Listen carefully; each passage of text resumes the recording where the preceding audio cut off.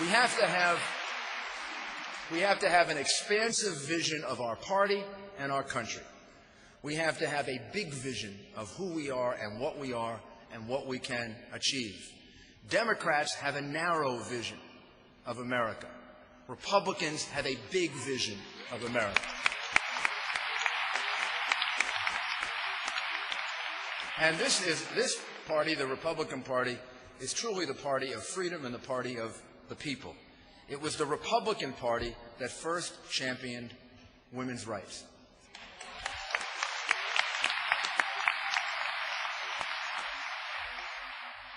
Republican women were the first to be elected to Congress,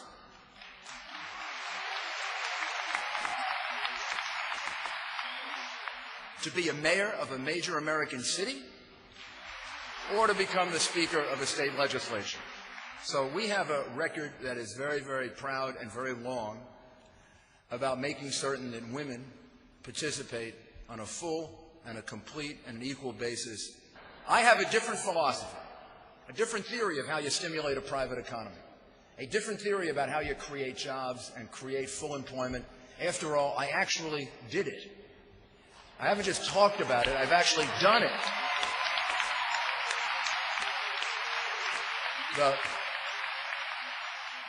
The theory is, how about we give things back to you for the common good? How about we give something back to you? And this is important for men, it's important for women. More than 40%, in 2006, more than 40% of all private businesses in the nation were women-owned, generating $1.9 trillion in sales and employing almost 13 million people. So Republicans recognize, women or men, Republicans recognize that business is not the enemy. To the Democrats, business is the enemy. They want to tax it. They want to regulate it. They want to shrink it. Healthcare is another area that's in big dispute right now. And we've heard the recommendations of Edwards and Obama, and we've heard Hillary care. Now, someone told me the other day, this isn't my own joke, but I've forgotten who told it to me, but I want to make sure I attribute it correctly to someone else. He said to me, if Hillary care is put into effect in America, where will Canadians go for their health insurance, for their health care? We need American solutions to American problems. Not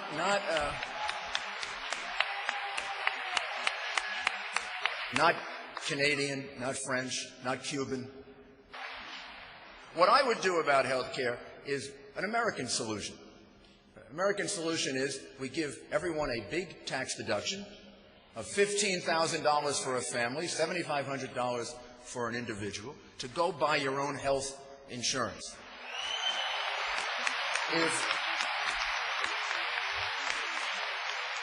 If you can buy it for less than $15,000 or less than $7,500, you can keep the difference in tax-free money and put it into a health savings account.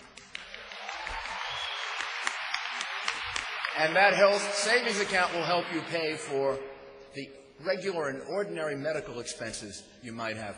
If your child or grandchild is going to college, right, you and they get to choose the college they go to.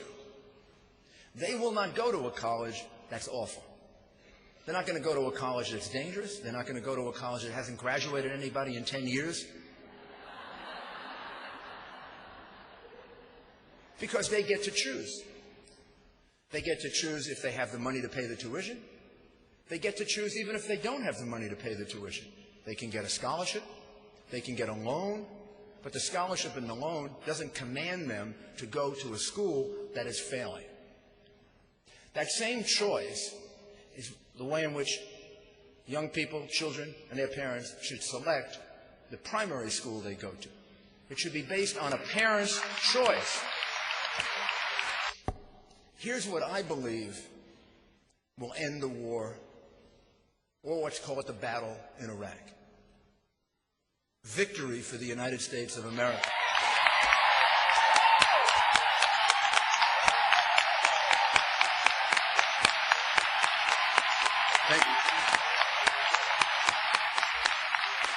They are the Clintons, the Edwards, the Obamas. They're the party of defeat and retreat. America, however, is about victory and success. And what constitutes success in Iraq today is the same thing that constituted success in Iraq 3 or 4 years ago. It's the same thing that will constitute success in Iraq 3 or 4 years from now. It's a stable Iraq that will act as an ally against the Islamic terrorists for the United States of America. That's the goal in Iraq. We talked about Iraq. It's probably more important than we talk about Iran. And it's probably more important than we talk about Iran because in many ways Iran is more dangerous than Iraq. Iraq would have been just as dangerous as Iran, by the way, right now. Would have been just as dangerous as Iran. I'd like you to think about this. If the President of the United States and the United States military had not achieved the absolutely important and critical objective of removing Saddam Hussein from power.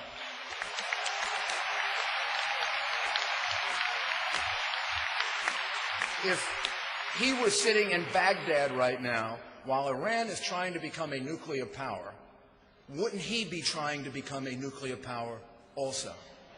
And probably we'd also have to deal with Gaddafi. Well, we got rid of Saddam Hussein because of really the bravery and the sacrifices of our men and women in uniform, for which we are eternally grateful. And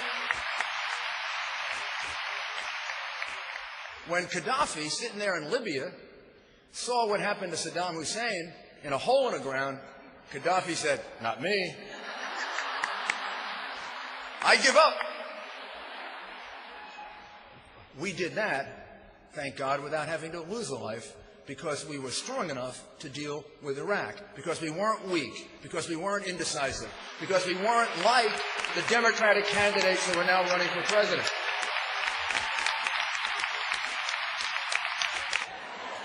And what they're hearing now, with somebody who can't answer a question on Iran, somebody who can't keep the same position on the war for more than 2 weeks, what they're hearing now from a group of candidates who want to retreat and withdraw and run away and kind of legislate America's failure, what they're seeing now in the eyes of those candidates is what they saw in the eyes of Jimmy Carter. And what they see in my eyes is Ronald Reagan. Thank you very much.